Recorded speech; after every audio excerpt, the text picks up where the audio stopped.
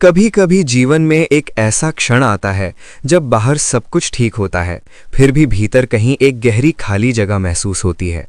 मनुष्य अपने कामों में व्यस्त रहता है, संबंधों में उलझा रहता है, सफलता और असफलता के बीच दौड़ता रहता है, पर फिर भी उसके भीतर एक प्रश्न बार बार उठता है, क्या यही जीवन है? क्या मैं केवल इतना ही हूं जितना दुनिया मुझे समझती है? प्राचीन भारत के महान दार्शनिक और वेदांत के अद्वितीय आचार्य आदि शंकराचार्य इसी प्रश्न का उत्तर खोजने की यात्रा पर निकले थे। उन्होंने केवल शास्त्रों को नहीं पढ़ा, बल्कि सत्य को अनुभव करने की खोज की। और इसी खोज में उन्होंने एक वाक्य को समझाया जो उपनिषदों का सबसे गहरा और शक्तिशाली वाक्य माना जाता है, अहम ब्रह्मास्मि।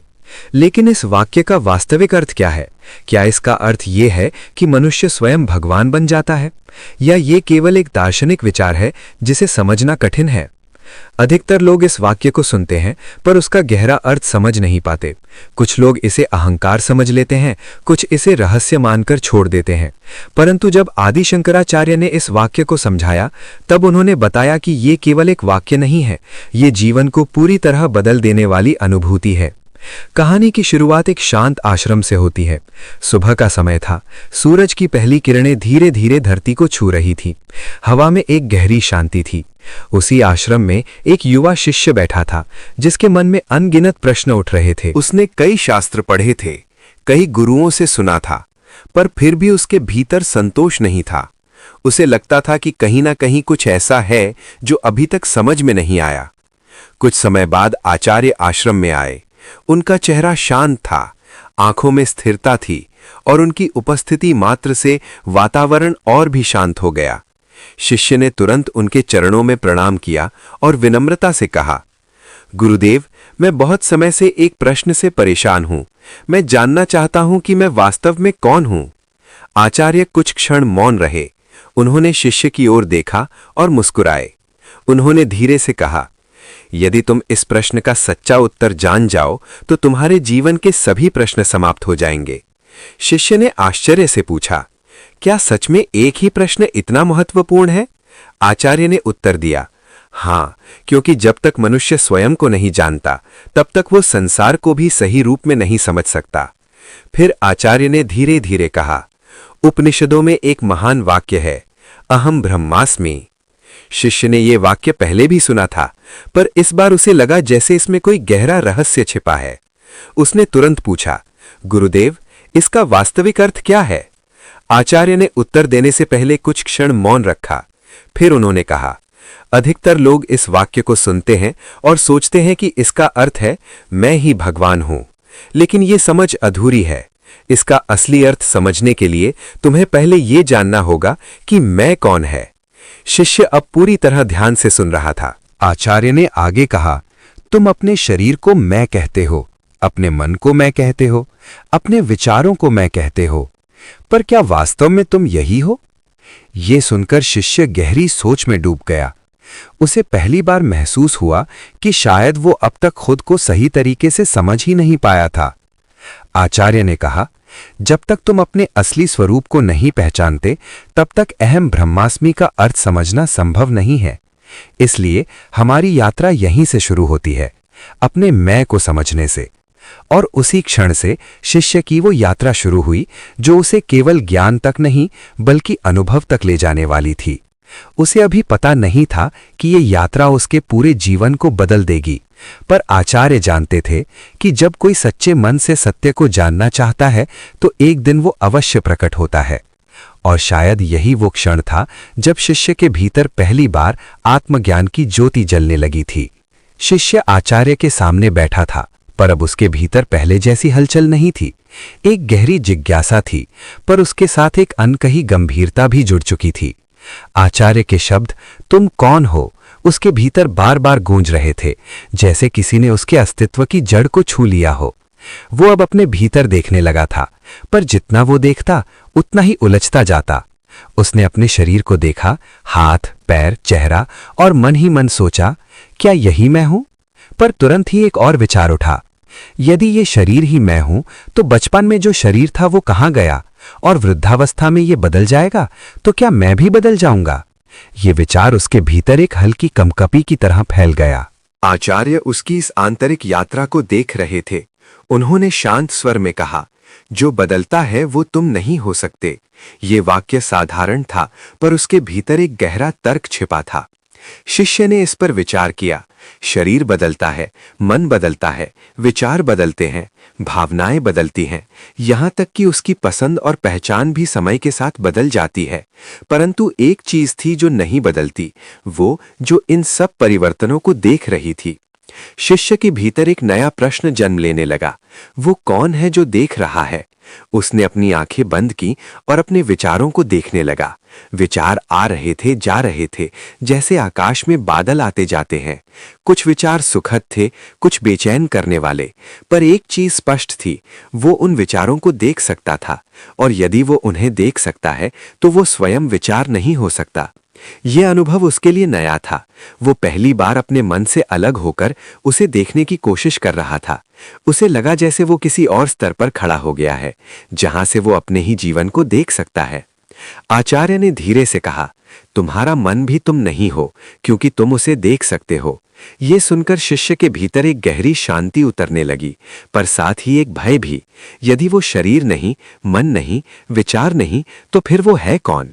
ये प्रश्न अब केवल बौद्धिक नहीं रहा था, ये उसके अस्तित्व का प्रश्न बन चुका था। उसने महसूस किया कि अब तक वो जिस मैं को जानता था वो केवल एक परत थी, एक पहचान जो समय और परिस्थितियों से बनी थी।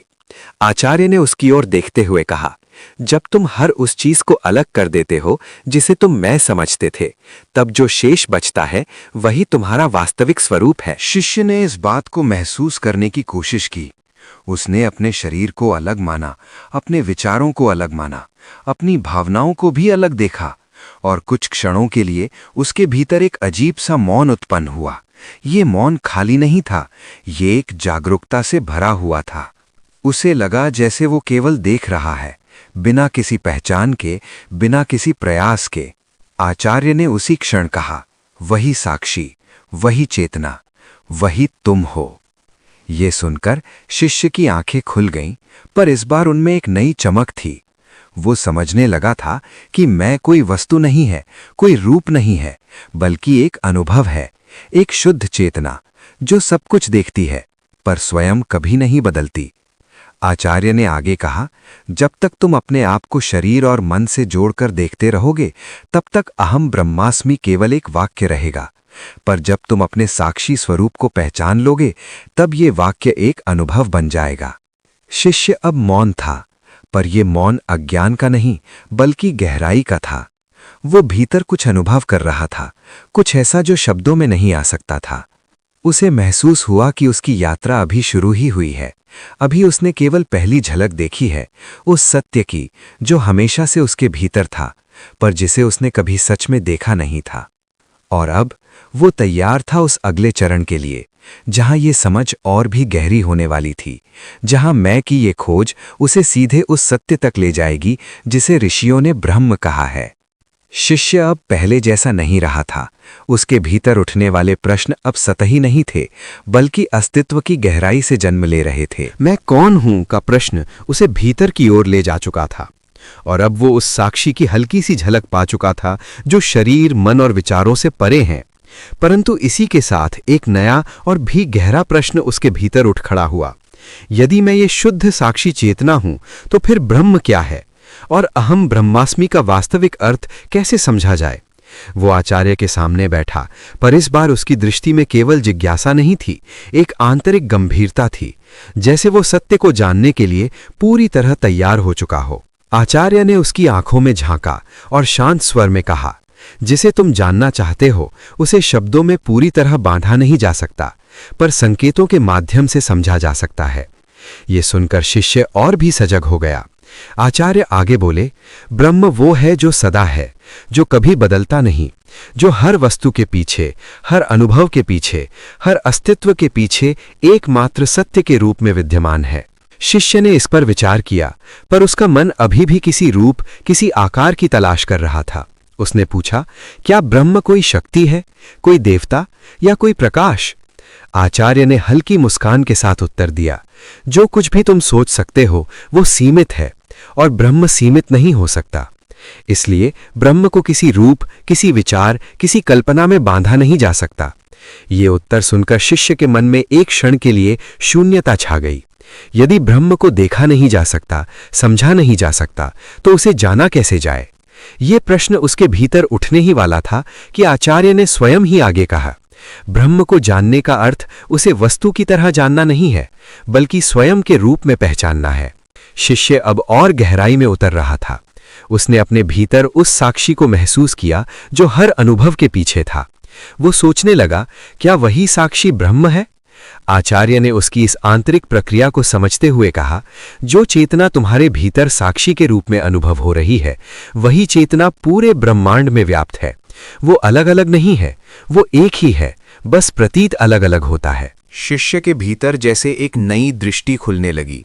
उसे लगा जैसे वो अब तक स्वयं को एक सीमित व्यक्ति के रूप में देखता आया था, पर अब उसे ये संकेत मिल रहा था कि उसकी वास्तविकता सीमित नहीं बल्कि असीम है।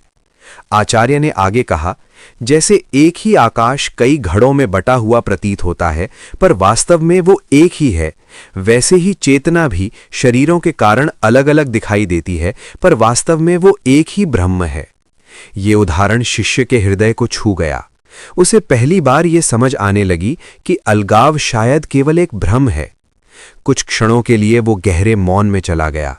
अब उसके भीतर विचार कम हो रहे थे और अनुभव बढ़ रहा था। आचार्य ने उसी मौन में कहा, अहम ब्रह्मास्मि का अर्थ ये नहीं है कि मैं, ये शरीर या मन ब्रह्म है, बल्कि इसका अर्थ है कि तुम्हारा जो वास्तविक स्वरूप है वो वही ब्रह्म है जो सब में व्याप्त है।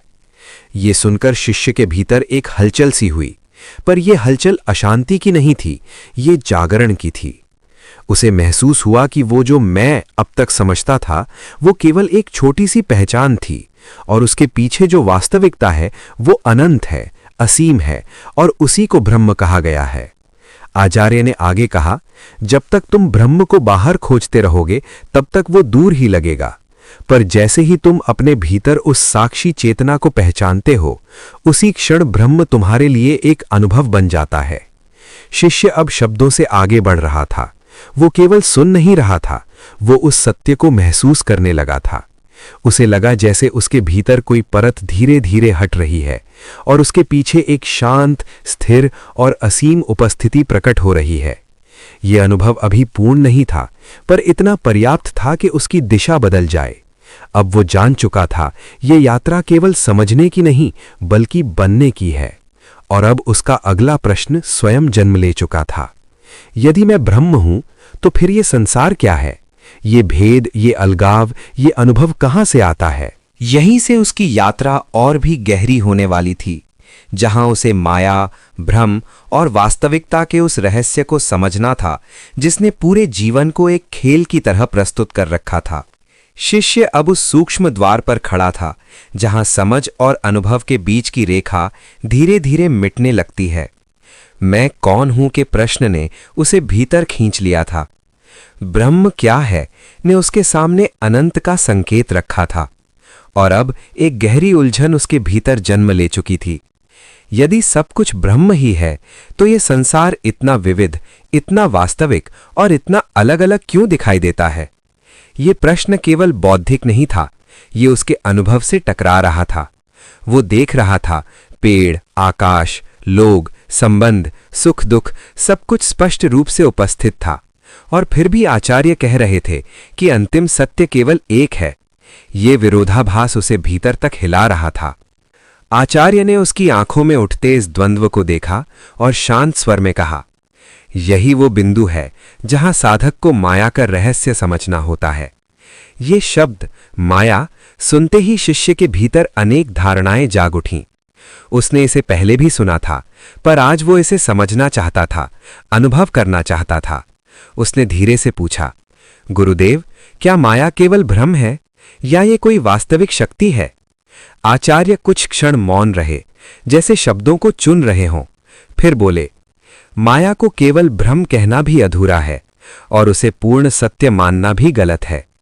माया वो है जो है उसे कुछ और के रूप में दिखाती है। वो स्वयं में स्वतंत्र सत्य नहीं है, परंतु अनुभव में अत्यंत वास्तविक प्रतीत होती है। शिष्य इस उत्तर को भीतर महसूस करने लगा। आचार्य ने आगे कहा, कल्पना करो, रात के अंधकार में तुम एक रस्सी को सांप समझ लेते हो। उस क्षण तुम्हारा भय वास्तविक होता है, तुम्हारा अनुभव वास्तविक होता है, पर जिस वस्तु को तुम देख रहे हो वो वास्तव में सांप नहीं है। उसी प्रकार ये संसार अनुभव में सत्य प्रतीत होता है, पर उसका अंतिम स्वरूप ब्रह्म ही है। ये उदाहरण शिष्य के भीतर गहराई तक उतर गया, पर उसके मन में एक और सूक्ष्म प्रश्न उठा। यदि ये केवल गलत पहचान है, तो ये पहचान इतनी शक्तिशाली क्यों है कि हम जीवन भर उसी में उलझे रहते हैं? आचार्य ने उसकी ओर देखा और कहा, क्योंकि ये पहचान केवल बाहर की नहीं, भीतर की आदत बन चुकी है। जन्म से ही मनुष्य को सिखाया जाता है, तुम ये शरीर हो, तुम्हारा नाम ये है, तुम्हारी पहचान ये है। धीरे धीरे ये धारणा इतनी गहरी हो जाती है कि वो स्वयं को उसी सीमित रूप में देखने लगता है। यही अध्यास है, जहां वास्तविकता पर कल्पना आरोपित हो जाती है। शिष्य अब अपने जीवन को नए दृष्टिकोण से देखने लगा। उसे एहसास हुआ कि उसने कभी भी अपने मैं को जांचा ही नहीं था। वो बस वही मानता रहा जो उसे बताया गया। आचार्य ने आगे कहा, माया की सबसे सूक्ष्म शक्ति यही है कि वो प्रश्न करने नहीं देती। वो तुम्हें इतना व्यस्त रखती है, इच्छाओं में, भय में, संबंधों में, कि तुम स्वयं को जानने के लिए रुकते ही नहीं। ये सुनकर शिष्य के भीतर एक गहरी शांति के साथ साथ एक हल्का सा झटका भी महसूस हुआ। क्या वास्तव में वो अब तक केवल एक स्वप्न में जी रहा था? आचार्य ने उसी क्षण कहा, माया का अर्थ ये नहीं है कि संसार को छोड़ देना है। इसका अर्थ है संसार को उसकी वास्तविक स्थिति में देखना। जब तक तुम इसे अंतिम सत्य मानते हो, तब तक तुम बंधन में हो। पर जब तुम समझ जाते हो कि ये एक आभास है, तब तुम इसके बीच रहकर भी उससे मुक्त हो जाते हो। शिष्य अब धीरे धीरे इस सत्य को ग्रहण करने लगा था। उसे महसूस हुआ कि संसार बदल नहीं रहा है, पर उसकी दृष्टि बदलने लगी है। आचार्य ने कहा, जैसे स्वप्न में सब कुछ वास्तविक लगता है जब तक तुम जागते नहीं।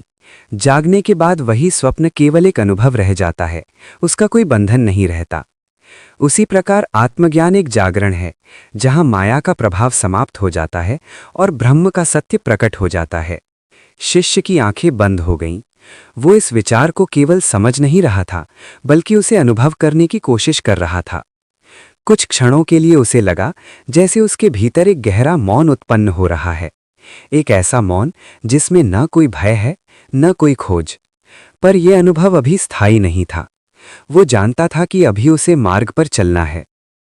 उसने धीरे से आंखें खोलीं और पूछा, गुरुदेव, यदि माया का अंत ज्ञान से होता है, तो वो ज्ञान कैसे प्राप्त किया जाए? क्या कोई स्पष्ट मार्ग है? आचार्य ने हल्की मुस्कान के साथ कहा, हाँ। और वही मार्ग आदि शंकराचार्य ने 3 सरल पर गहरे चरणों में बताया है। शिष्य के भीतर फिर से एक नई जिज्ञासा जाग उठी। अब वो केवल समझना नहीं चाहता था, वो उस सत्य तक पहुंचना चाहता था। और यहीं से उसकी यात्रा एक नए चरण में प्रवेश करने वाली थी, जहां केवल विचार नहीं बल्कि साधना आवश्यक थी। शिष्य अब उस अवस्था में पहुंच चुका था जहां उसके प्रश्न केवल जिज्ञासा नहीं थे, बल्कि एक आंतरिक पुकार बन चुके थे। माया का रहस्य सुनने के बाद उसके भीतर एक स्पष्टता आई थी कि समस्या संसार में नहीं, उसकी दृष्टि में है। पर अब वो ये भी समझ चुका था कि केवल ये जान लेना पर्याप्त नहीं है। उसे मार्ग चाहिए था, एक ऐसा मार्ग जो उसे इस समझ को अनुभव में बदलने में सहायता करे। उसने आचार्य की ओर देखा। उसकी आंखों में अब एक गहरी गंभीरता थी और उसने विनम्र स्वर में पूछा, गुरुदेव, यदि माया का अंत ज्ञान से होता है, तो वो ज्ञान कैसे प्राप्त किया जाए? क्या कोई ऐसा साधन है जो इस भ्रम को पूरी तरह समाप्त कर सके? आचार्य ने उसकी ओर देखा और शांत स्वर में कहा, ज्ञान कोई अचानक प्राप्त होने वाली वस्तु नहीं है। ये धीरे धीरे जागने वाली चेतना है, और इस जागरण के लिए आदि शंकराचार्य ने एक अत्यंत स्पष्ट मार्ग बताया है: श्रवण, मनन और निदिध्यासन। ये सुनते ही शिष्य के भीतर एक नई ऊर्जा जाग उठी। ये वही मार्ग था जिसकी उसे तलाश थी, एक ऐसा मार्ग जो केवल विचारों में नहीं बल्कि अनुभव में ले जाए। आचार्य ने आगे कहा, श्रवण वो पहला चरण है जहां साधक सत्य को सुनता है, पर यह सुनना सामान्य नहीं होता। ये उस सत्य को ग्रहण करना है जो तुम्हारी अब तक की सारी धारणाओं को चुनौती देता है। जब तुम सुनते हो कि तुम शरीर नहीं हो, तुम मन नहीं हो, तुम शुद्ध चेतना हो, तो ये केवल एक वाक्य नहीं है, ये एक आह्वान है जो तुम्हें तुम्हारी सीमाओं से बाहर आने के लिए बुलाता है। शिष्य ये सुनकर भीतर ही भीतर इस वाक्य को महसूस करने लगा। उसे एहसास हुआ कि अब तक वो जो कुछ भी मानता आया था वो केवल एक परत थी, एक अस्थायी पहचान। आचार्य ने आगे कहा, परंतु केवल सुन लेने से सत्य स्पष्ट नहीं होता, इसलिए अगला चरण है मनन। मनन वो प्रक्रिया है जहां तुम्हें सुने हुए सत्य पर गहराई से विचार करते हो। तुम अपने भीतर उठने वाले हर संदेह को सामने लाते हो और उसे समझते हो। जब तक तुम्हारे भीतर प्रश्न है, तब तक ज्ञान अधूरा है। शिष्य अब अपने भीतर झांकने लगा। उसे एहसास हुआ कि उसके भीतर कितने संदेह हैं। क्या वास्तव में वह शरीर नहीं है? क्या यह संसार केवल आभास है? क्या यह अनुभव वास्तविक हो सकता है? आचार्य ने कहा, मनन का अर्थ है सत्य को अपने भीतर इतना स्पष्ट करना कि कोई संदेश शेष न रहे। जब तुम बार बार यह देखते हो कि शरीर बदलता है, मन बदलता है, पर जो इन्हें देख रहा है वह नहीं बदलता, तब धीरे धीरे तुम्हारी समझ स्थिर होने लगती है। शिष्य के भीतर अब एक स्पष्टता आने लगी थी, पर वह जानता था कि यह अभी भी केवल समझ है, अनुभव नहीं। आचार्य ने उसी क्षण कहा, और इसलिए तीसरा और सबसे महत्वपूर्ण चरण है निदिध्यासन। शिष्य अब पूरी तरह सजग हो गया। आचार्य ने कहा, निदिध्यासन का अर्थ है उस सत्य में निरंतर स्थित रहने का अभ्यास। ये केवल ध्यान की एक क्रिया नहीं है, बल्कि हर क्षण अपने वास्तविक स्वरूप में लौटने की प्रक्रिया है। जब तुम बार बार स्वयं को साक्षी के रूप में अनुभव करते हो, तो धीरे धीरे यह तुम्हारी स्वाभाविक अवस्था बन जाती है। शिष्य ने आंखें बंद की और इस बात को महसूस करने लगा। उसे लगा जैसे वह अपने विचारों को देख सकता है, अपनी भावनाओं को देख सकता है, और कुछ क्षणों के लिए वह उनसे अलग हो गया। यह अनुभव छोटा था पर गहरा था। आचार्य ने आगे कहा, यही अभ्यास है, बार बार अपने वास्तविक स्वरूप में लौटना। शुरुआत में यह प्रयास से होगा, पर धीरे धीरे यह सहज हो जाएगा, और एक समय ऐसा आएगा जब तुम्हें अलग से प्रयास करने की आवश्यकता नहीं होगी। तुम स्वाभाविक रूप से उसी चेतना में स्थित रहोगे। शिष्य के भीतर अब एक नई शांति जन्म लेने लगी थी। उसे महसूस हुआ कि मार्ग कठिन नहीं है, पर निरंतरता मांगता है। आचार्य ने अंत में कहा, श्रवण से तुम सत्य को सुनते हो, मनन से उसे समझते हो, और निदिध्यासन से उसे जीते हो। यही 3 चरण तुम्हें माया के भ्रम से बाहर निकालकर तुम्हारे वास्तविक स्वरूप तक ले जाते हैं। शिष्य अब मौन था, पर यह मौन अज्ञान का नहीं, बल्कि समझ का था। उसने महसूस किया कि उसकी यात्रा अब सही दिशा में चल पड़ी है। अब वो जान चुका था कि उसे क्या करना है, सुनना, समझना और उस सत्य में स्थिर होना। परंतु उसके भीतर एक और सूक्ष्म प्रश्न अभी भी शेष था।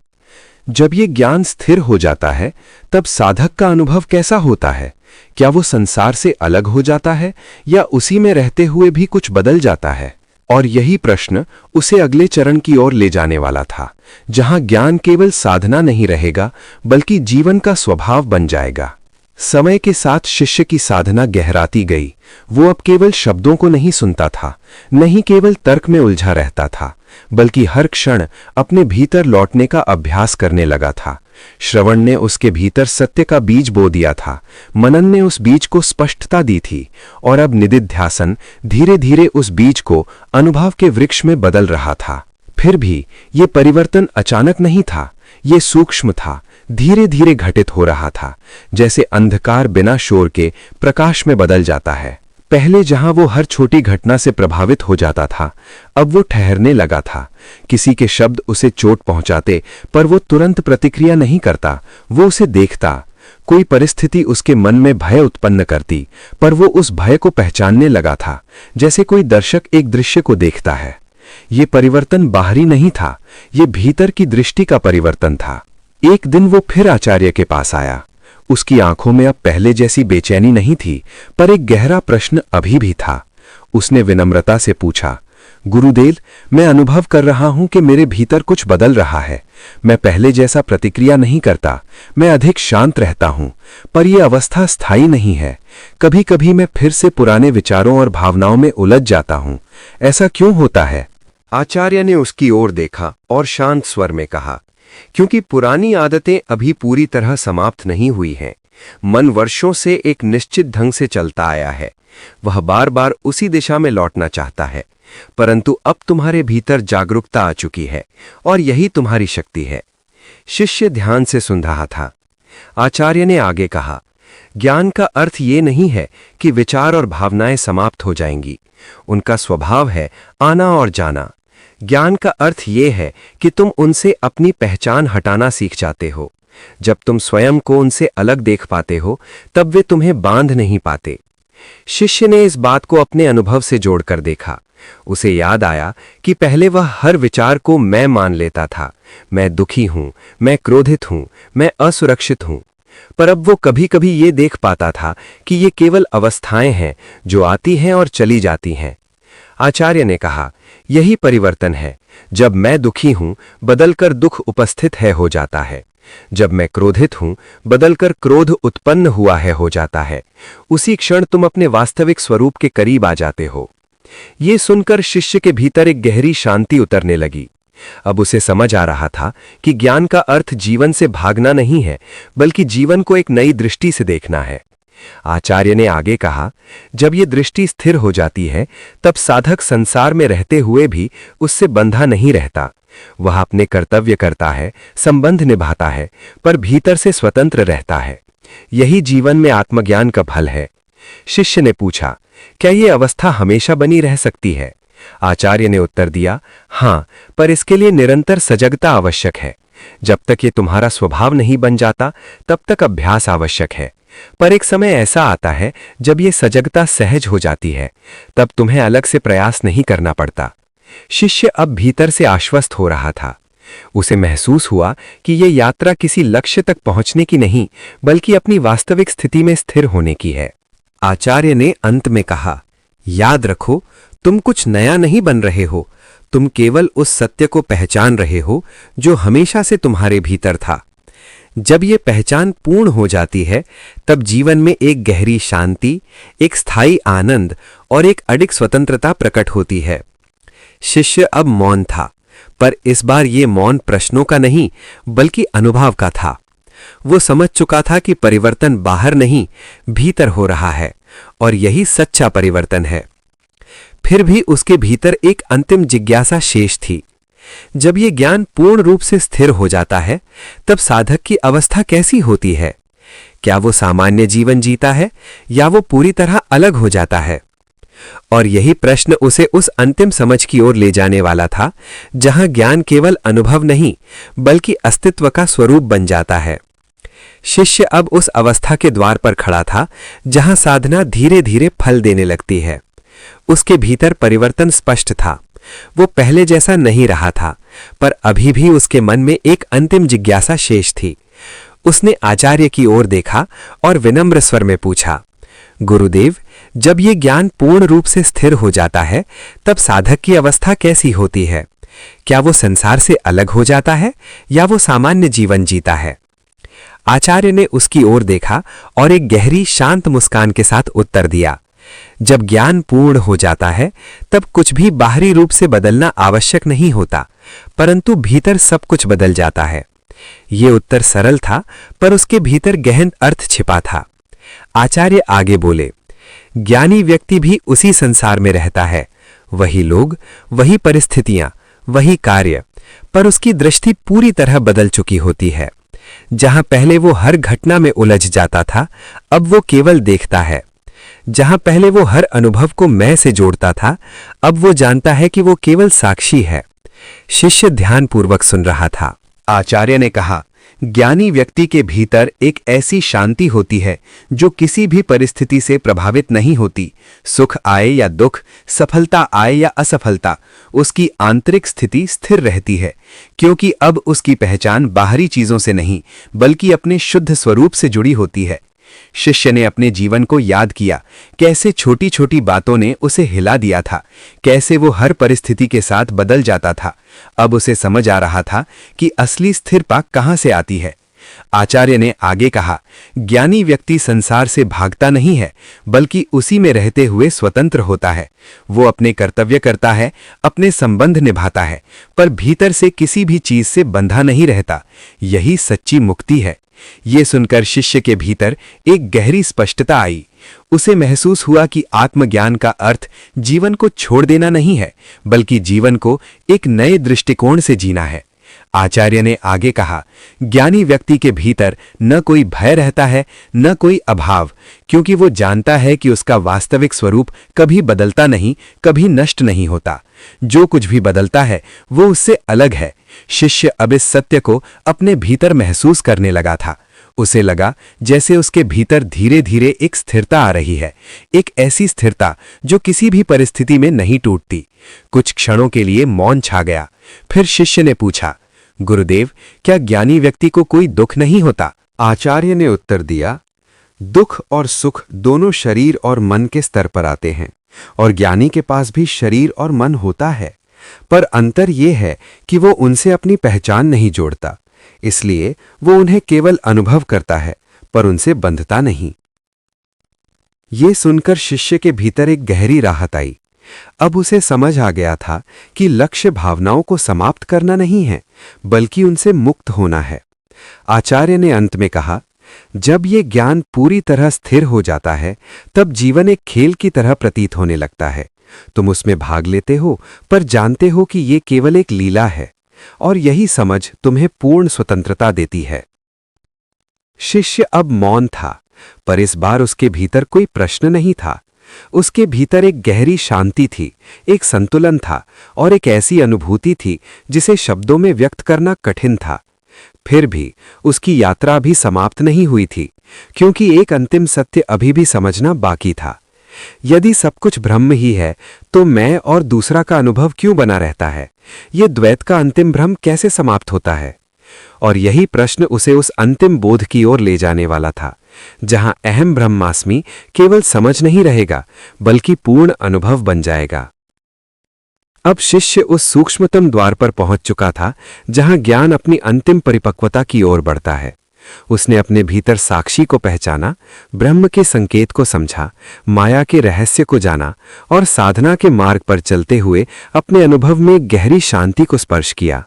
फिर भी एक अत्यंत सूक्ष्म प्रश्न उसके भीतर अब भी शेष था, एक ऐसा प्रश्न जो अंतिम बोध से ठीक पहले खड़ा होता है।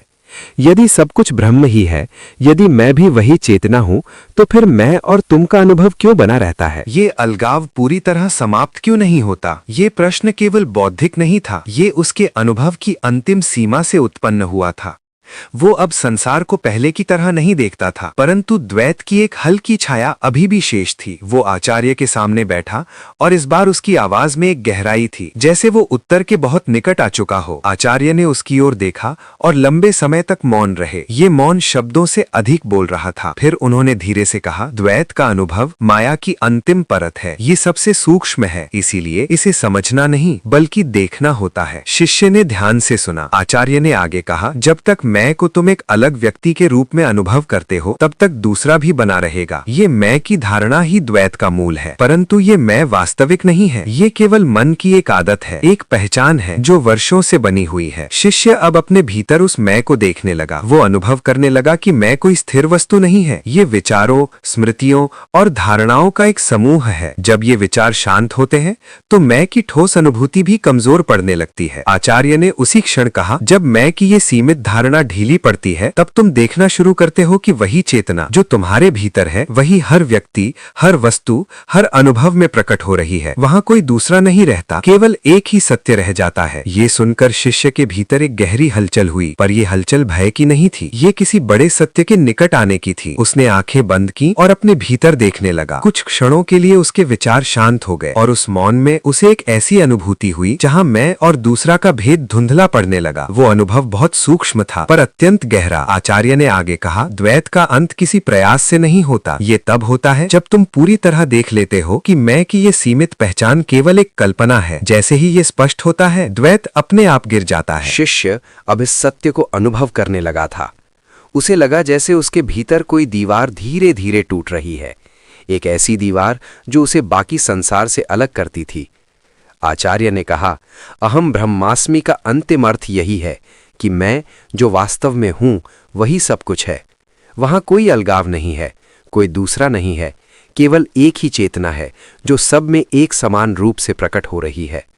ये सुनकर शिष्य के भीतर एक गहरी शांति उतर गई।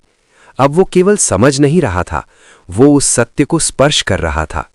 कुछ क्षणों के लिए सब कुछ शांत हो गया, न कोई विचार, न कोई प्रश्न, केवल एक स्थिर जागरूक उपस्थिति। और उसी मौन में उसे पहली बार यह अनुभव हुआ कि वो कभी अलग था ही नहीं। जो कुछ भी है वही वो है, और जो वो है वही सब कुछ है। ये अनुभव स्थायी नहीं था, पर इतना गहरा था कि उसकी दिशा हमेशा के लिए बदल गई। जब उसने आंखें खोलीं तो संसार वही था, पर उसकी दृष्टि पूरी तरह बदल चुकी थी। अब वो जान चुका था कि द्वैत केवल एक आभास है और वास्तविकता में केवल एक ही सत्य है। और इसी के साथ उसकी यात्रा अपने अंतिम चरण में प्रवेश कर चुकी थी, जहां ये अनुभव स्थिर होने वाला था और जीवन स्वयं उस सत्य का प्रतिबिंब बन जाएगा। अब केवल एक अंतिम समझ शेष थी कि इस अनुभूति को स्थिर कैसे किया जाए, कैसे ये सत्य केवल क्षणिक अनुभव ना रहकर जीवन का स्वभाव बन जाए। और यही उसे अंतिम भाग की ओर ले जाने वाला था। अब शिष्य उस अंतिम दहलीज पर पहुंच चुका था जहां अनुभव और स्थिरता के बीच की दूरी मिटनी थी। उसने सत्य की झलक पाली थी। उसने उस मौन को छुआ था जहां मैं और तुम का भेद क्षण भर के लिए विलीन हो गया था। परंतु उसके भीतर अभी भी एक सूक्ष्म प्रश्न जीवित था। ये अनुभव इतना गहरा है, इतना वास्तविक है, फिर भी ये स्थायी क्यों नहीं रहता?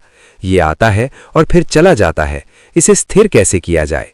ये प्रश्न अब किसी जिज्ञासा से नहीं, बल्कि एक आंतरिक आवश्यकता से उत्पन्न हुआ था, क्योंकि वो जान चुका था कि यही वो सत्य है जिसकी खोज में वो इतना दूर आया है। आचार्य ने उसकी ओर देखा और उनकी दृष्टि में करुणा और गहराई दोनों थे।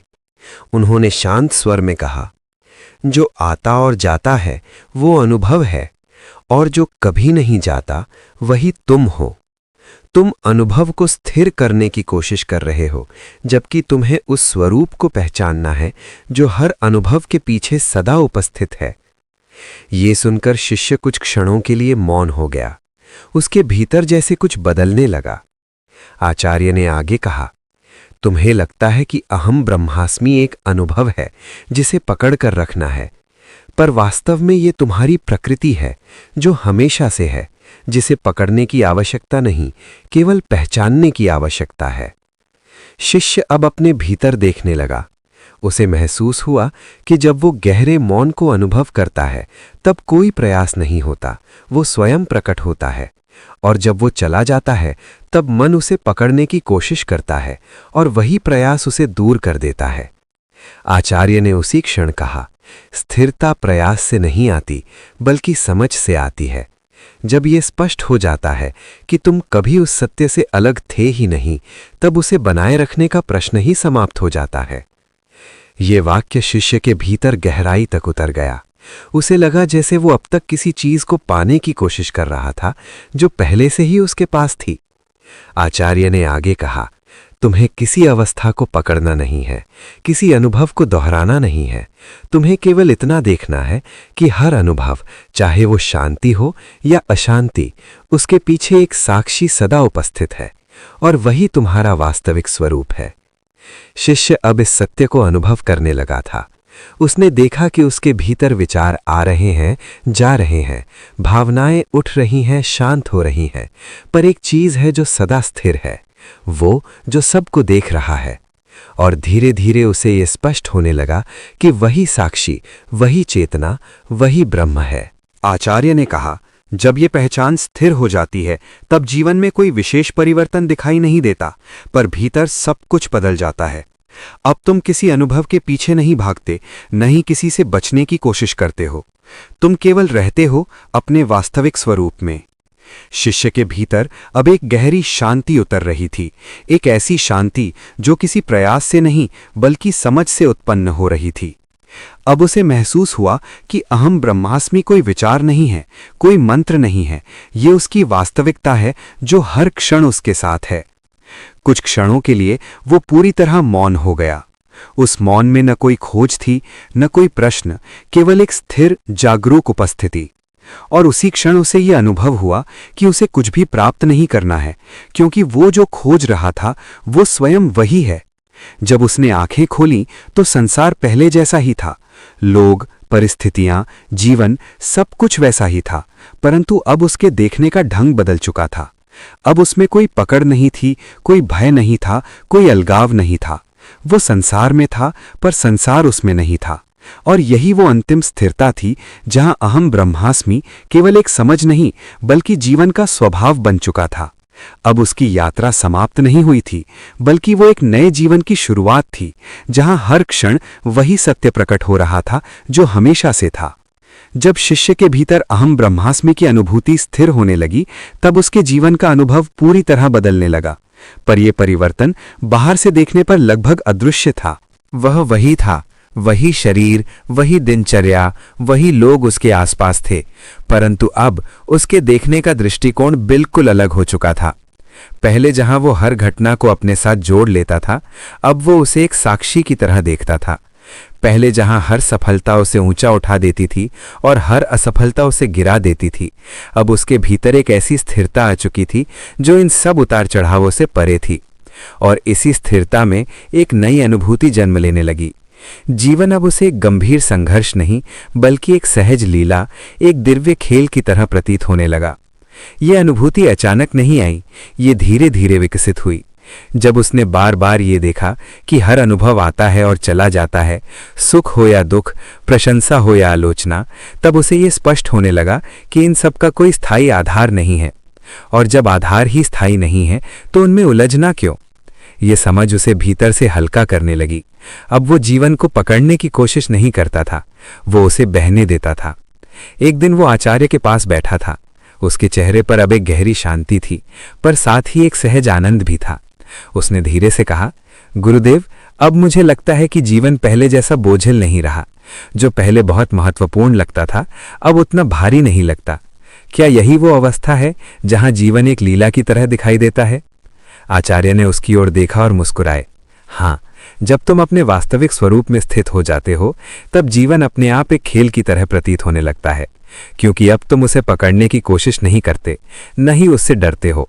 तुम केवल उसमें भाग लेते हो जैसे एक खिलाड़ी खेल में भाग लेता है, पूरी सजगता के साथ, पर बिना किसी आसक्ति के। शिष्य ने इस बात को गहराई से महसूस किया। उसे लगा जैसे वो अब तक जीवन को बहुत गंभीरता से लेता आया था, हर बात को, हर संबंध को, हर परिणाम को। पर अब वो समझ रहा था कि ये गंभीरता ही उसके दुख का कारण थी। आचार्य ने आगे कहा, लीला का अर्थ ये नहीं है कि जीवन महत्वहीन हो जाता है। इसका अर्थ ये है कि तुम उसकी वास्तविक प्रकृति को समझ लेते हो। जैसे एक नाटक में कलाकार अपने पात्र को पूरी निष्ठा से निभाता है, पर भीतर से जानता है कि वो वास्तव में वो पात्र नहीं है, वैसे ही ज्ञानी व्यक्ति जीवन में अपने कर्तव्य निभाता है, पर जानता है कि उसकी असली पहचान उससे परे है। ये उदाहरण शिष्य के भीतर गहराई तक उतर गया। अब उसे स्पष्ट हो गया था कि जीवन को त्यागना नहीं है, बल्कि उसे सही दृष्टि से जीना है। आचार्य ने कहा, जब ये समझ स्थिर हो जाती है, तब तुम हर परिस्थिति में स्वतंत्र रहते हो। तुम हंसते हो, काम करते हो, संबंध निभाते हो, पर भीतर से जानते हो कि ये सब एक प्रवाह है, एक खेल है जो आता है और चला जाता है। शिष्य के भीतर अब एक सहज आनंद प्रवाहित हो रहा था। ये आनंद किसी कारण से नहीं था, ये केवल होने का आनंद था। कुछ क्षणों के लिए वो मौन हो गया। उस मौन में उसे ये अनुभव हुआ कि जीवन को समझने की उसकी यात्रा अब एक नए चरण में प्रवेश कर चुकी है। अब वो केवल सत्य को जान नहीं रहा था, वो उसे जी रहा था। फिर भी उसके भीतर एक अंतिम जिज्ञासा शेष थी। यदि जीवन एक लीला है, तो क्या इसमें कोई उद्देश्य भी है, या सब कुछ केवल एक खेल है जिसका कोई अंतिम अर्थ नहीं?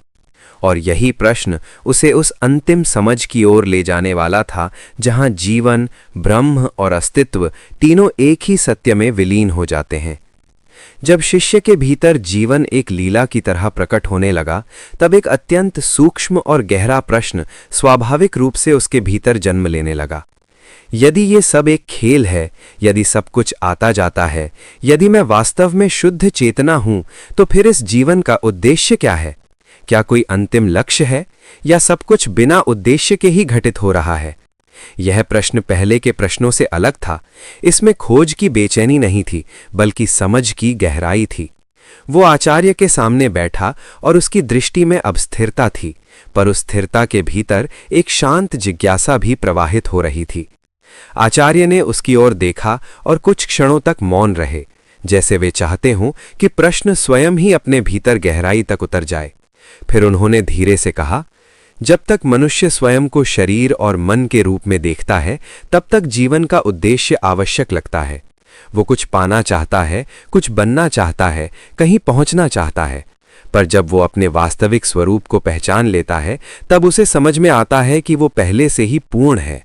उसे कुछ भी प्राप्त करने की आवश्यकता नहीं है। यह सुनकर शिष्य के भीतर एक गहरी शांति की लहर दौड़ गई, पर साथ ही एक सूक्ष्म जिज्ञासा अभी भी शेष थी। उसने पूछा, यदि सब कुछ पहले से ही पूर्ण है, तो फिर जीवन क्यों है? यह सारा अनुभव क्यों हो रहा है? आचार्य ने शांत स्वर में उत्तर दिया, यह प्रश्न तभी उत्पन्न होता है जब तुम जीवन को किसी कारण से जोड़ना चाहते हो। पर जीवन स्वयं में ही पूर्ण है, उसे किसी बाहरी उद्देश्य की आवश्यकता नहीं। जैसे फूल खिलता है किसी कारण से नहीं, बल्कि अपनी प्रकृति के कारण। जैसे सूर्य प्रकाश देता है किसी लक्ष्य के लिए नहीं, बल्कि अपने स्वभाव से। उसी प्रकार जीवन भी प्रकट होता है। ये ब्रह्म की अभिव्यक्ति है, उसकी लीला है।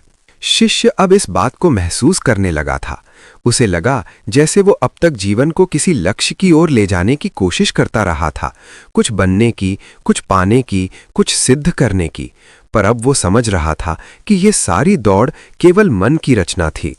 आचार्य ने आगे कहा, इसका अर्थ ये नहीं है कि जीवन में कुछ करना नहीं है। कर्तव्य तो होते हैं, कार्य भी होते हैं, संबंध भी होते हैं, पर अंतर ये है कि अब तुम उन्हें किसी कमी को पूरा करने के लिए नहीं करते, बल्कि सहजता से, पूर्णता से करते हो। अब तुम्हारा कार्य एक साधन नहीं, बल्कि एक अभिव्यक्ति बन जाता है। ये सुनकर शिष्य के भीतर एक नई स्पष्टता आई। अब उसे समझ में आने लगा कि जीवन का उद्देश्य कुछ पाना नहीं, बल्कि अपने वास्तविक स्वरूप को जानना है। और जब वो जान लिया जाता है, तब जीवन अपने आप एक सहज प्रवाह बन जाता है। आचार्य ने कहा, जब तक तुम उद्देश्य खोजते हो, तब तक तुम भविष्य में जीते हो। पर जब तुम ये देख लेते हो कि तुम अभी पूर्ण हो, तब जीवन वर्तमान में स्थापित हो जाता है। और यही सच्चा जीवन है, जहां हर क्षण पूर्ण है, हर अनुभव संपूर्ण है। शिष्य अब पूरी तरह मौन हो गया। उसके भीतर अब कोई खोज नहीं थी, कोई दौड़ नहीं थी, केवल एक शांत उपस्थिति थी जो हर क्षण को जैसे का तैसा स्वीकार कर रही थी। कुछ क्षणों के लिए वो उसी मौन में डूबा रहा, और उस मौन में उसे ये स्पष्ट हो गया कि जीवन का उद्देश्य बाहर नहीं है, वो भीतर है, वो उसकी अपनी चेतना में है। अब वो जान चुका था कि जीवन को समझने की उसकी यात्रा किसी निष्कर्ष पर नहीं, बल्कि एक अनुभव पर समाप्त होती है। एक ऐसे अनुभव पर जहां सब कुछ अपने आप स्पष्ट हो जाता है। फिर भी एक अंतिम प्रश्न जैसे भीतर से उठने को तैयार था। यदि सब कुछ पूर्ण है, यदि कोई लक्ष्य ही नहीं है, तो फिर ज्ञान प्राप्त करने की आवश्यकता ही क्यों थी? ये पूरी यात्रा क्यों हुई? और यही प्रश्न उसे उस अंतिम रहस्य तक ले जाने वाला था, जहां यात्रा और लक्ष्य दोनों एक ही सत्य में विलीन हो जाते हैं। अब शिष्य उस बिंदु पर पहुंच चुका था, जहां प्रश्न समाप्त होते होते भी एक अंतिम प्रश्न स्वयं उठ खड़ा होता है। एक ऐसा प्रश्न जो पूरी यात्रा को ही प्रश्न चिन्ह में बदल देता है। उसके भीतर अब शांति थी, स्थिरता थी और एक गहरी स्पष्टता भी थी।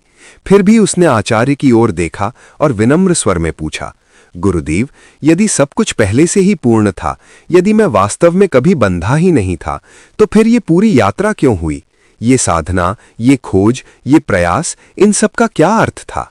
क्या वास्तव में कुछ प्राप्त हुआ है? ये प्रश्न अब किसी कमी से नहीं, बल्कि पूर्णता से उत्पन्न हुआ था, जैसे सत्य स्वयं को ही समझना चाहता हो। आचार्य ने उसकी ओर देखा और उनकी आंखों में एक गहरी करुणा और एक सूक्ष्म मुस्कान प्रकट हुई। कुछ क्षणों तक वे मौन रहे, जैसे इस प्रश्न की गहराई को सम्मान दे रहे हों।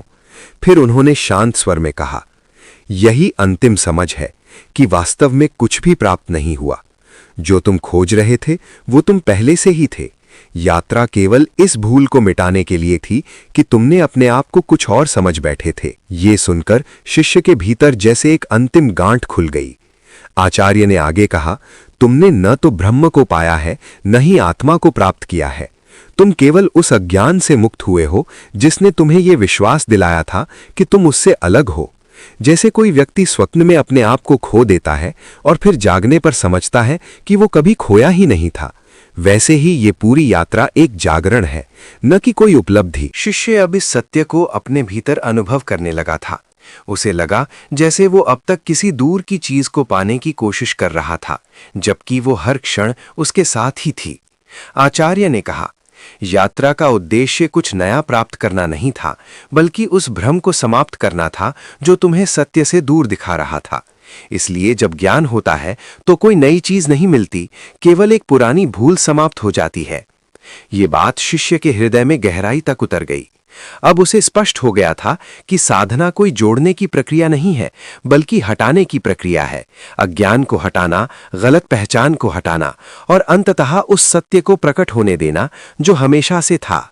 आचार्य ने आगे कहा, जब ये समझ पूरी तरह स्पष्ट हो जाती है, तब मैंने कुछ पाया ये भाव भी समाप्त हो जाता है। वहां कोई प्राप्त करने वाला नहीं रहता, कोई प्राप्त वस्तु नहीं रहती, केवल एक ही सत्य शेष रहता है। शिष्य अब पूरी तरह मौन हो गया। उस मौन में कोई प्रश्न नहीं था, कोई जिज्ञासा नहीं थी, केवल एक स्थिर शांत उपस्थिति थी जो सब कुछ अपने भीतर समेटे हुए थी। उसे महसूस हुआ कि उसकी पूरी यात्रा जैसे एक वृत्त की तरह थी, जो उसी स्थान पर समाप्त हुई जहां से वो शुरू हुई थी। पर अंतर ये था कि अब वो जानता था कि वो कभी अलग नहीं था, कभी अधूरा नहीं था, कभी बंधा नहीं था। कुछ क्षणों के लिए सब कुछ थम सा गया और उस ठहराव में एक गहरी अनुभूति प्रकट हुई कि कोई यात्रा थी ही नहीं, केवल एक भूल थी जो अब समाप्त हो चुकी थी। फिर भी इस समझ के साथ एक अंतिम प्रश्न जैसे स्वाभाविक रूप से उभरता है, जब कुछ प्राप्त नहीं हुआ तो फिर ज्ञानी और अज्ञानी में क्या अंतर है? क्या ये समझ वास्तव में जीवन को बदलती है? और यही प्रश्न उस अंतिम स्पष्टता की ओर ले जाता है जहां ज्ञान का वास्तविक प्रभाव जीवन में प्रकट होता है। अब शिष्य उस गहराई तक पहुंच चुका था जहां ज्ञान के शब्द, तर्क और अनुभव तीनों एक बिंदु पर मिल चुके थे। फिर भी उसके भीतर एक अंतिम स्पष्टता की आवश्यकता शेष थी। उसने आचार्य की ओर देखा और इस बार उसके प्रश्न में कोई उलझन नहीं थी, बल्कि एक सूक्ष्म जिज्ञासा थी। गुरुदेव, यदि वास्तव में कुछ भी प्राप्त नहीं हुआ, यदि सब कुछ पहले से ही पूर्ण था, तो फिर ज्ञानी और अज्ञानी में अंतर क्या है? दोनों ही एक ही ब्रह्म है, दोनों ही उसी सत्य का भाग है। तो फिर इस ज्ञान का जीवन में क्या वास्तविक परिवर्तन आता है? ये प्रश्न अत्यंत गहरा था, क्योंकि ये ज्ञान के व्यवहारिक पक्ष को छू रहा था, वो अंतर जो दिखाई नहीं देता पर सबसे अधिक महत्वपूर्ण होता है। आचार्य ने उसकी ओर शांत दृष्टि से देखा और कुछ क्षणों तक मौन रहे। वो मौन जैसे स्वयं उत्तर दे रहा था, परंतु फिर उन्होंने धीरे से कहा, अंतर बाहर नहीं, भीतर होता है। अंतर वस्तु में नहीं, दृष्टि में होता है, और यही अंतर संपूर्ण जीवन को बदल देता है। शिष्य ध्यानपूर्वक सुन रहा था। आचार्य ने आगे कहा, अज्ञानी व्यक्ति भी उसी संसार में रहता है, वही कार्य करता है, वही संबंध निभाता है, परंतु उसकी पहचान गलत होती है। वो स्वयं को शरीर और मन के रूप में देखता है और इसी कारण हर अनुभव को मैं से जोड़ लेता है। जब सुख आता है तो वो सोचता है मैं सुखी हूं, जब दुख आता है तो वो सोचता है मैं दुखी हूं। इसी पहचान के कारण वो हर परिस्थिति से बंध जाता है। शिष्य ने अपने पुराने जीवन को याद किया। उसे स्पष्ट दिखाई देने लगा कि वो हर छोटी सी घटना से प्रभावित हो जाता था, क्योंकि वो उसे अपने साथ जोड़ लेता था।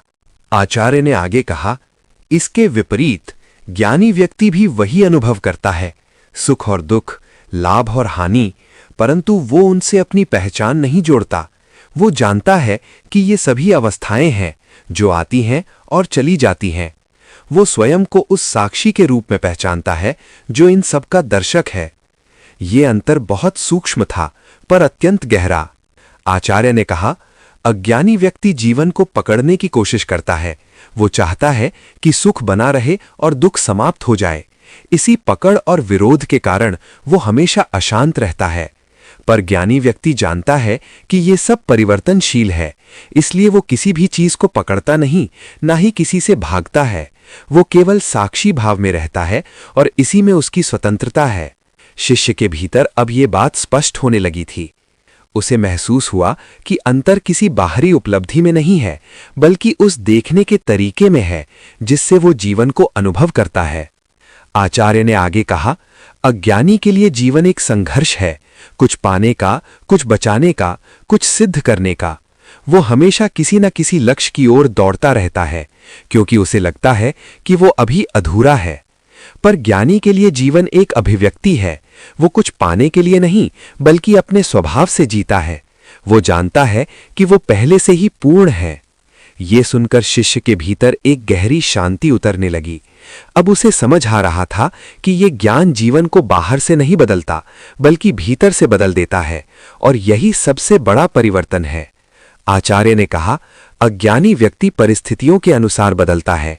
उसकी खुशी और दुख बाहरी चीजों पर निर्भर करते हैं, पर ज्ञानी व्यक्ति परिस्थितियों से परे होता है। उसकी शांति भीतर से आती है और इसलिए वो स्थिर रहती है। शिष्य अब इस सत्य को अपने अनुभव से जोड़ पा रहा था। उसे याद आया कि कैसे पहले उसका मन हर छोटी बात से हिल जाता था और अब धीरे धीरे उसमें एक स्थिरता आ रही है। आचार्य ने अंत में कहा, सबसे बड़ा अंतर यह है कि अज्ञानी स्वयं को सीमित मानता है और ज्ञानी स्वयं को असीम जानता है। अज्ञानी के लिए जीवन एक बोझ है और ज्ञानी के लिए वही जीवन एक लीला है, परंतु दोनों ही एक ही ब्रह्म हैं। अंतर केवल इस बात का है कि एक जानता है और दूसरा भूल गया है। यह सुनकर शिष्य के भीतर एक अंतिम स्पष्टता उत्पन्न हुई। अब उसके पास कोई प्रश्न नहीं था, केवल एक गहरी समझ थी जो धीरे धीरे उसके अस्तित्व का हिस्सा बन रही थी। कुछ क्षणों के लिए वो पूरी तरह मौन हो गया। उस मौन में उसे यह अनुभव हुआ कि ज्ञान कोई नई चीज नहीं है, यह केवल देखने का एक नया तरीका है जो सब कुछ बदल देता है बिना कुछ बदले। और अब उसकी यात्रा अपने अंतिम चरण में पहुंच चुकी थी, जहां यह समझ एक निष्कर्ष नहीं बल्कि एक स्थायी अवस्था बन जाएगी। फिर भी एक अंतिम सत्य अभी प्रकट होना शेष था। जब सब कुछ स्पष्ट हो जाता है तब क्या शेष रहता है? क्या कोई अंतिम अवस्था है या केवल मौन ही अंतिम सत्य है? और यही प्रश्न उसे उस अंतिम बोध की ओर ले जाने वाला था, जहां शब्द समाप्त हो जाते हैं और केवल अनुभव शेष रह जाता है। अब शिष्य उस अवस्था के निकट था जहां प्रश्नों की आवश्यकता स्वयं समाप्त होने लगती है, जहां जानने की चेष्टा धीरे धीरे शांत होकर केवल होने में विलीन हो जाती है। उसकी यात्रा, जो एक साधारण जिज्ञासा से आरंभ हुई थी, अब उसे उस अंतिम बिंदु तक ले आई थी जहां ज्ञान, अनुभव और अस्तित्व एक हो जाते हैं। फिर भी मन की अंतिम प्रवृत्ति के रूप में एक अत्यंत सूक्ष्म प्रश्न उसके भीतर उठता है। जब सब कुछ समझ में आ जाता है, जब यह स्पष्ट हो जाता है कि मैं वही शुद्ध चेतना हूं, तब उसके बाद क्या शेष रहता है? क्या कोई अंतिम अवस्था है या सब कुछ यहीं समाप्त हो जाता है? यह प्रश्न किसी कमी से नहीं बल्कि पूर्णता के द्वार पर खड़े होकर उठता है, जैसे कोई अंतिम पर्दा हटने से पहले एक हल्की सी जिज्ञासा शेष रह जाती हो।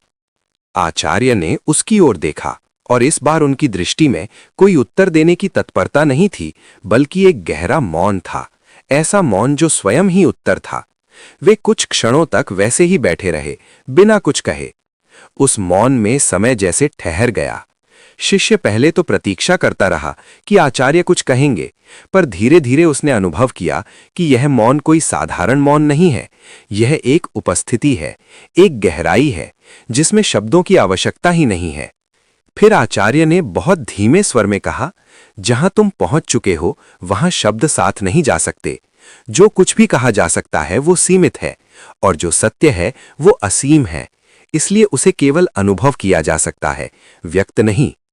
यह सुनकर शिष्य के भीतर एक अद्भुत शांति उतरने लगी।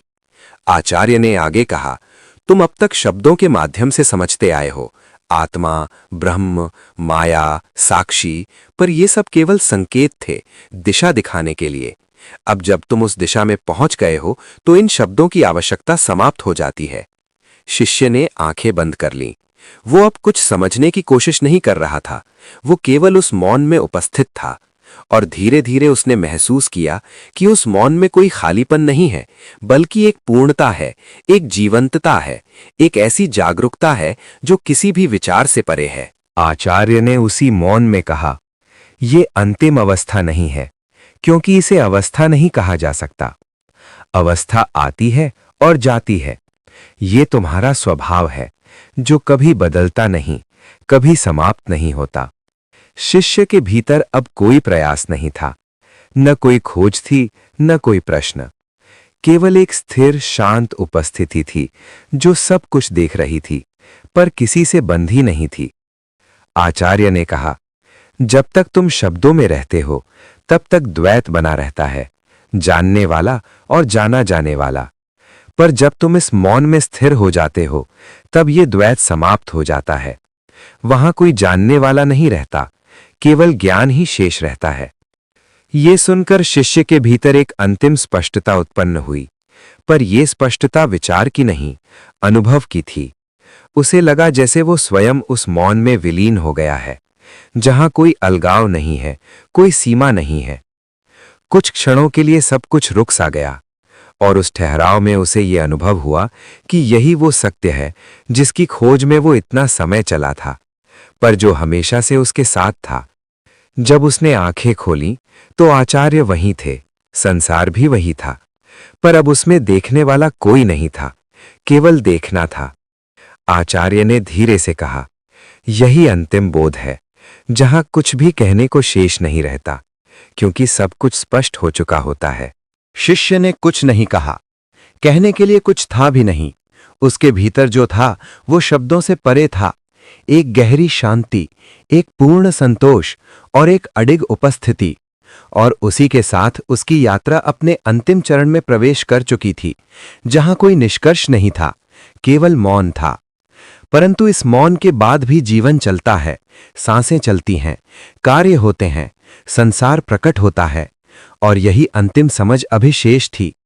जब मौन ही सत्य है, तब जीवन कैसे जिया जाता है? क्या ज्ञानी फिर भी इस संसार में सक्रिय रहता है?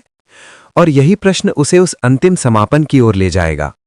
जब शिष्य उस अंतिम मौन को स्पर्श कर चुका, जहां शब्द समाप्त हो जाते हैं और केवल शुद्ध उपस्थिति शेष रह जाती है, तब ऐसा प्रतीत होता है मानो यात्रा समाप्त हो गई हो, परंतु वास्तव में वहीं से जीवन का एक नया आयाम आरंभ होता है। एक ऐसा जीवन जो बाहर से सामान्य दिखाई देता है, पर भीतर से पूर्णतः परिवर्तित होता है। अब शिष्य के भीतर कोई खोज नहीं थी, कोई पाने की इच्छा नहीं थी, कोई बनने का संघर्ष नहीं था। वो जो था उसी में पूर्ण था। फिर भी उसका शरीर था, उसका मन था, और संसार उसके सामने उसी प्रकार उपस्थित था जैसे पहले था। अंतर केवल इतना था कि अब वो उस संसार में खोता नहीं था, बल्कि उसे एक साक्षी की तरह देखता हुआ उसमें सहजता से प्रवाहित होता था। अब उसका हर कार्य किसी अभाव को पूरा करने के लिए नहीं होता था, बल्कि एक स्वाभाविक अभिव्यक्ति बन गया था। पहले जहां वो कार्य करता था किसी परिणाम की आशा में, अब वो कार्य करता था क्योंकि वही क्षण उसे उस दिशा में ले जा रहा था। उसके भीतर कोई योजना नहीं थी कि उसे क्या पाना है, फिर भी उसके कर्म अधिक स्पष्ट, अधिक सटीक और अधिक प्रभावशाली हो गए थे। ये विरोधाभास प्रतीत हो सकता है, पर यही सत्य है। जब मन परिणामों से मुक्त होता है, तब कर्म शुद्ध हो जाते हैं, क्योंकि उनमें कोई स्वार्थ नहीं होता, कोई भय नहीं होता। लोग उसे देखते और सोचते कि वो पहले जैसा ही है, वही बातें करता है, वही काम करता है, वही संबंध निभाता है, परंतु वे ये नहीं देख पाते कि उसके भीतर एक गहरा परिवर्तन हो चुका है। अब वो किसी से कुछ चाहता नहीं था, इसलिए उसके संबंधों में एक सहजता आ गई थी। वो प्रेम करता था पर आसक्ति के बिना, वो सहायता करता था पर अपेक्षा के बिना, वो जीता था पर किसी पहचान के बोझ के बिना, और यही उसकी स्वतंत्रता थी। कभी कभी परिस्थितियां कठिन भी आती थीं, शरीर को पीड़ा होती, जीवन में चुनौतियां आती, लोग गलत समझते, पर अब ये सब उसके भीतर अशांति उत्पन्न नहीं करता था। वो सब कुछ देखता, अनुभव करता, पर भीतर से अडिग रहता। उसे अब ये स्पष्ट था कि जो कुछ भी बदलता है वो उसका वास्तविक स्वरूप नहीं है, और जो वो वास्तव में है वो कभी बदलता नहीं। इस समझ ने उसे एक ऐसी स्थिरता दी थी जिसे कोई भी परिस्थिति हिला नहीं सकती थी। उसके भीतर अब मौन था, पर यह मौन निष्क्रियता का नहीं था, बल्कि एक जागरूकता का मौन था। इस मौन में रहते हुए भी वो संसार में पूरी तरह सक्रिय था। वो बोलता था पर भीतर मौन बना रहता था। वो चलता था, कार्य करता था, निर्णय लेता था, पर भीतर कोई करता नहीं था। सब कुछ जैसे अपने आप हो रहा था और वो केवल उसका साक्षी था। धीरे धीरे लोग उसकी उपस्थिति में एक अलग प्रकार की शांति अनुभव करने लगे। बिना किसी उपदेश के, बिना किसी प्रयास के, उसकी उपस्थिति ही एक संदेश बन गई। लोग उसके पास आते, अपने प्रश्न पूछते, अपनी समस्याएं बताते, और वो उत्तर देता, पर उसके उत्तर शब्दों से अधिक उसके मौन में होते। क्योंकि अब वो जान चुका था कि सत्य शब्दों में नहीं, अनुभव में है, और अनुभव केवल उसी को हो सकता है जो स्वयं देखने के लिए तैयार हो। एक दिन कोई उससे पूछ बैठा, क्या आपने कुछ प्राप्त किया है? क्या आपको वो मिल गया है जिसकी खोज में लोग जीवन भर भटकते हैं? वो हल्का सा मुस्कुराया और कुछ क्षणों के मौन के बाद बोला, मैंने कुछ भी प्राप्त नहीं किया, केवल ये जाना कि जो मैं खोज रहा था वो मैं स्वयं हूं। ये उत्तर सुनने में सरल था, पर उसके भीतर वो संपूर्ण यात्रा समाहित थी जो उसने तय की थी, अज्ञान से ज्ञान तक, खोज से अनुभव तक और अनुभव से स्थिरता तक। अब उसके लिए जीवन में कोई विभाजन नहीं था। आध्यात्म और संसार अलग नहीं थे, ध्यान और क्रिया अलग नहीं थे, मौन और शब्द अलग नहीं थे। सब कुछ एक ही चेतना की अभिव्यक्ति था। वो जहां भी था वही पूर्णता थी। जो भी कर रहा था वही साधना थी। जो भी अनुभव कर रहा था वही सत्य का विस्तार था। उसने अब ये समझ लिया था कि जीवन को बदलने की आवश्यकता नहीं है, केवल उसे सही दृष्टि से देखने की आवश्यकता है। और जब ये दृष्टि स्पष्ट हो जाती है, तब जीवन अपने आप सुंदर, सहज और पूर्ण हो जाता है। अब उसमें कोई विरोध नहीं था, कोई संघर्ष नहीं था, केवल एक प्रवाह था जो हर क्षण स्वयं को प्रकट कर रहा था। और इसी के साथ उसकी यात्रा, जो प्रश्न से शुरू हुई थी, मौन में पूर्ण हो गई। पर यह पूर्णता अंत नहीं थी, ये एक निरंतरता थी, एक ऐसा जीवन जो हर क्षण उसी सत्य को जी रहा था जिसे शब्दों में अहम ब्रह्मास्मि कहा गया है। अब ये केवल एक वाक्य नहीं था, नहीं कोई विचार, ये उसका अनुभव था, उसका स्वभाव था, उसका अस्तित्व था। और शायद यही इस पूरी यात्रा का सार है कि जो हम खोज रहे हैं वो कहीं बाहर नहीं है, वो हमारे भीतर ही है, सदा से है और सदा रहेगा। हमें केवल इतना करना है कि हम उस मौन को सुने, उस साक्षी को पहचाने और उस सत्य में स्थिर हो जाएं। यही सब प्रश्न समाप्त हो जाते हैं और यहीं से वास्तविक जीवन आरंभ होता है।